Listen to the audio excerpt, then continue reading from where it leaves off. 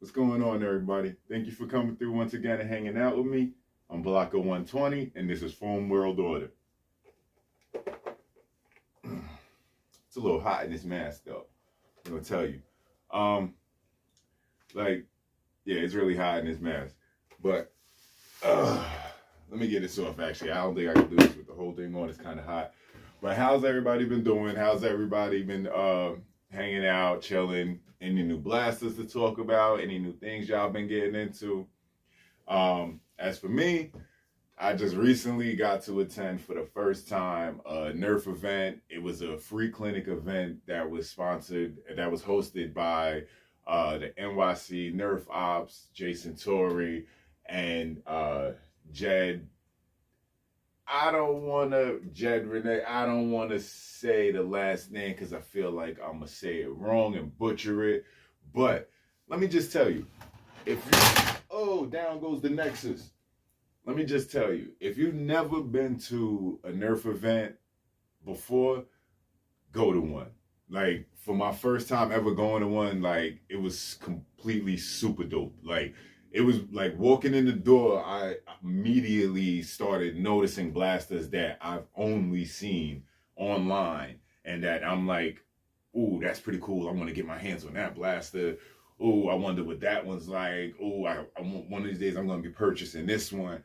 And when you're walking, basically it was like a car show for blaster enthusiasts. That's what it was like. And mind you, this wasn't it wasn't one of those huge turnouts. It wasn't, but it was major for me. It was my first time ever being in one. And again, a huge shout out to Jason Torre, who I was on his team. We broke up into teams of 5 and we were playing some competitive rounds. Mind you, I've never been to an event before. I've never played in a competitive setting before, a game style how they have played.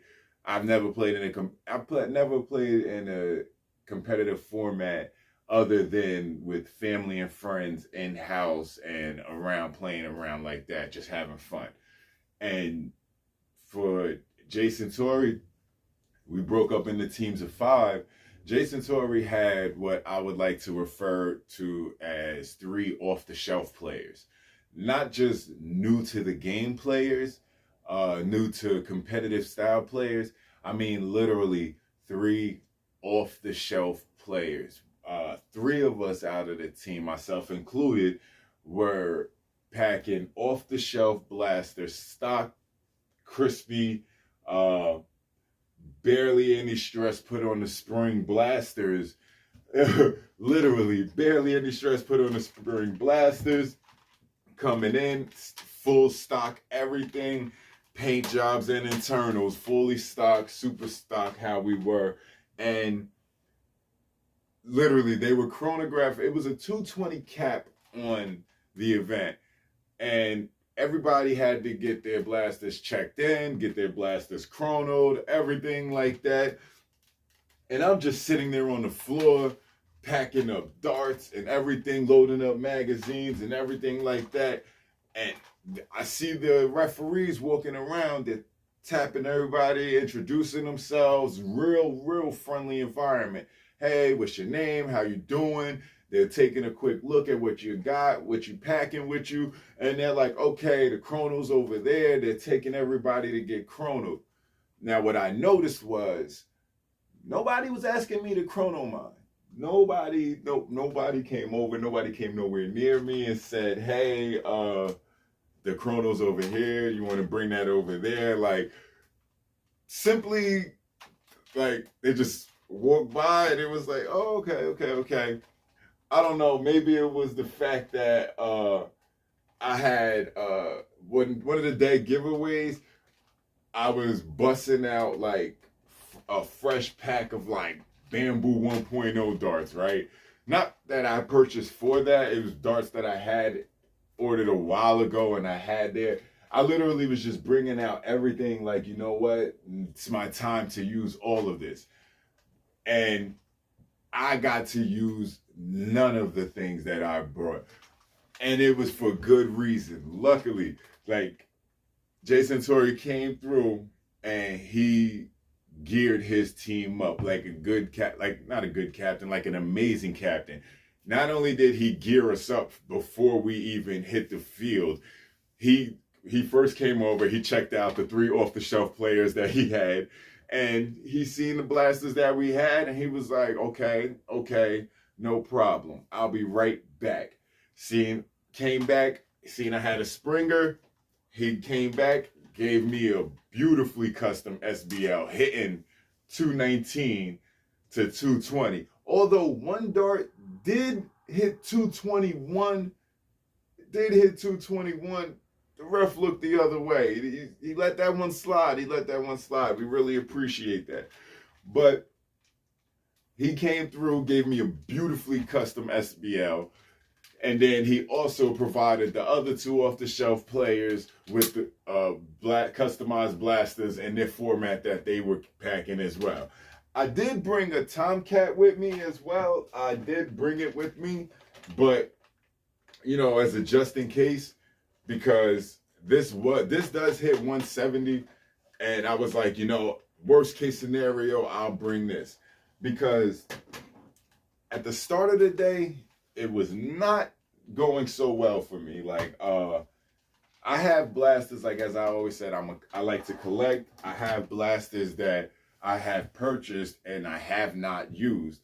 I have had all the means to use them and I had not used them. Why? I can't really put a finger on it or say why, but that turned around to come back and bite me, because I said to myself, I said, it's a 220 cat. I really don't have that. I'm really not packing that type of firepower. I'm really not. I came there with the best that I can. I brought my Nexus Pro, which is what I like to call Old Trusty. And after being there, this is gonna get an overhaul. I brought my Tomcat. I brought my hold on a second. I brought my MK3, my Dart Zone MK3, which is a good competitor, but this one is running off of its original AA batteries, but it does have a compartment that you can take out, that you can open up, and it already has an XT60 connector there, so it is LiPo ready.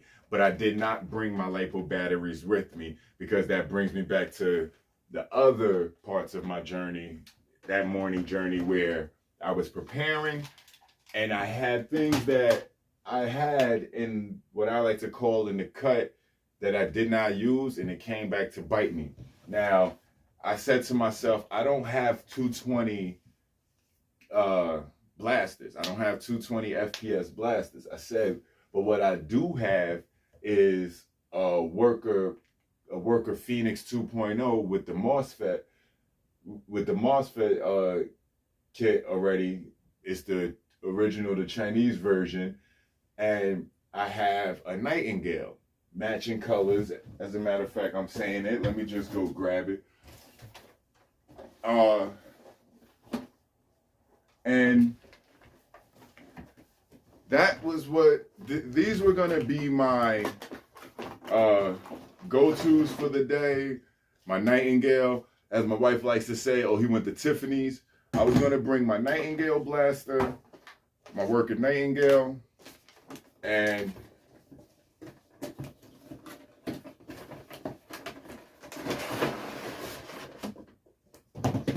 I was gonna bring my 2.0 with the MOSFET. I feel like I can't say it properly, like I'm mixing the words. But this was gonna be my just loadout for the day, because I felt like this was gonna be as close as I can possibly get to competition level with the blasters that I own. But lo and behold, ran into a problem.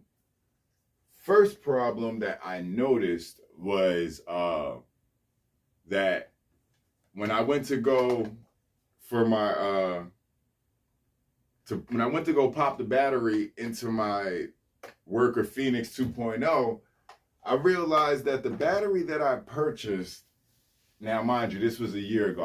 Almost a year ago. I purchased this Phoenix back in April of 2022.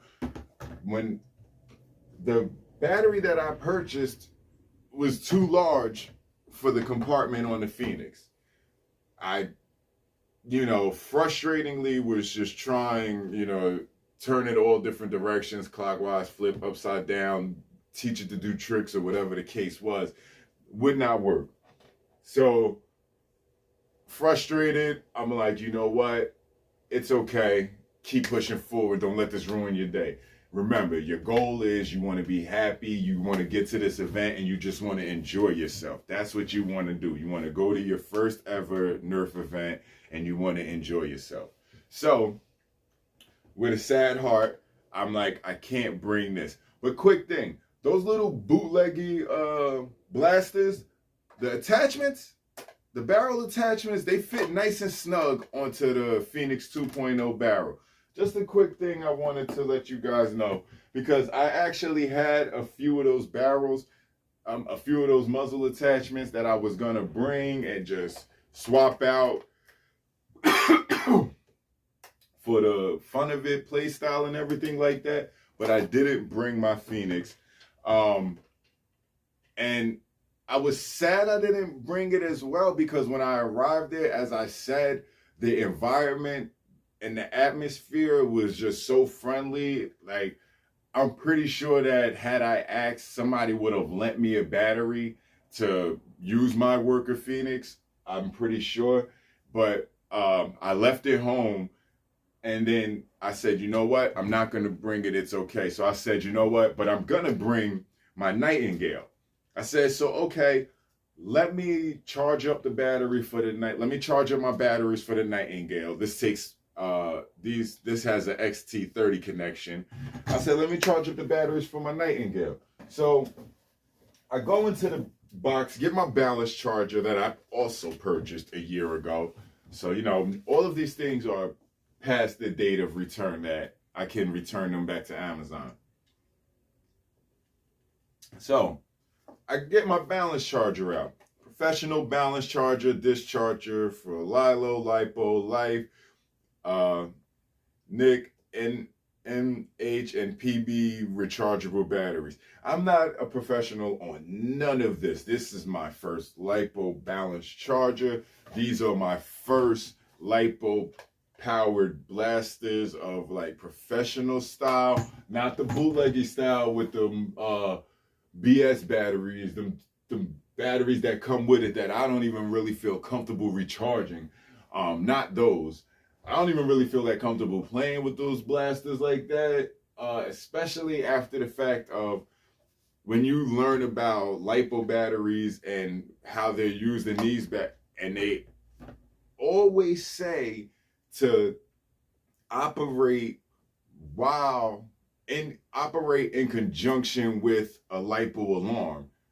Makes me feel like, well, if you're stating straight up, always use LiPo alarms when operating LiPo powered blasters,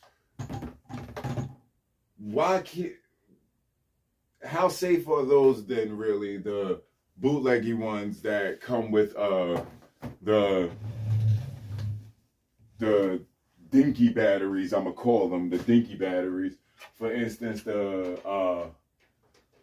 this one, the knockoff Uzi, the knockoff Woozy, and everything like that. The batteries that come with the knockoffs, those two double A's. I don't know how, makes you feel like if you're going to be drawing that kind of power on them battery packs, maybe they should be hooked up to an alarm too, but you can't, because the connection that you would use for the alarm is the connection that you need, is the power connection to the blaster itself. Anyway, back to what I was saying. So I pull out the balance charger and I'm getting ready to use it and everything like that. And I'm like, I'm going to charge up my batteries for my Nightingale, and I'm just going to rock out with the Nightingale like that. And then with a heavy heart, I come to discover that it came with an octopus connection, but none of those connections was an XT30 nor an XT60. And whose fault is that? Mine, because I not only did I not inspect the product when I received it, I didn't even fully inspect it before purchase. I literally was just like, LiPo balance charger, and it comes with a bunch of connections. Cool. I looked at the measurements for the battery. I tried to, and I said, it's not the one that they're suggesting, but it's about the same measurements. Cool. Don't do that. Go with what they're suggesting. They actually have links. They have links for a reason to help you get what you need to work for your blaster. I suggest going with their suggestions. Don't do what I did. Also, they do sell the wires for this, so I'm gonna have to get it, because due to the fact that I didn't have the proper wire, I was not able to properly charge. I wouldn't have been able to properly charge my battery, nor properly storage charge my battery. So with that, I wasn't going to bring the battery there and use it and risk damaging the battery or risk causing injury to myself or putting anyone else in danger, especially. So I decided to leave them home with a sad face. But as I said, it was all okay, because upon arriving there, we broke up into teams and everything like that. Great debriefing, real clear instructions. As I said, Jason Torre was an amazing team captain. Not only did he provide and gear his team up, prepare his team, we were the Mighty Morphin. We lost horribly, though. I mean, horribly, but all in good spirit. I've never lost like that with such a blowout with a bigger smile on my face, I could say, in my life. I've never lost by that many points to anybody in anything and had that type of smile on my face. It was amazing. Workout, I did not expect. I thought I had some idea of the energy required. I was off by a lot, because after the first round, there's a side exchange. You switch sides. I was tired going from the switch sides off the first round. It caught me off guard, and I was not prepared for it. But, and Jay Sir, he was very attentive. He paid attention to how we were moving, gave us a few tips and everything like that on how to operate on the field, especially for the first time off-the-shelf players. And like I said, a big shout out to him. So that experience also, I told myself, gonna have eye protection. You gotta have eye protection. So I was bringing my space helmet here, right here. This is from one of my son's costumes. I was bringing my space helmet here as just a gimmicky thing. I was gonna put it on once or twice, maybe, something like that. And the universe thought otherwise. Because I had different goggles to bring. I was not gonna bring the Dart Zone, these Dart Zone Max goggles. They're not favorable. As another player pointed out, I'm so mad I can't remember his name right this moment. As another player pointed out, off of one of the teams, actually. He's actually a professional team. I'm gonna have to find his name and then just tag him. But fishbowl. Like, they give you the most awkward vision, and it affects your eyes so much. These goggles, which came with the MK3, are my most favorable included goggles and were my intended goggles to bring to the match. I felt like these provided the most coverage and ventilation. So I felt like these were the most favorable goggles to go with. They provide full coverage around here, around your eyes. I don't feel like I'm going to get any darts ricocheting up in there, nor off the side sneak peeks. And the sides have vents to create a nice escape of heat. So these were going to be my go-to goggles. Except 20 minutes into getting there, I realized I don't have them. I left them, and I felt like I was already at the point of no return, because it was about a 40 minutes there. I was 20 minutes. Yeah, I was at the point of no return. So I said, we're gonna have to do this. Then, as I had stated, you know, I had asked, hey, does anybody have any, where I was seated, I was like, hey, does anybody have a extra pair of goggles real quick? One of the players, Dave, that was on my team, he actually did have a pair of goggles.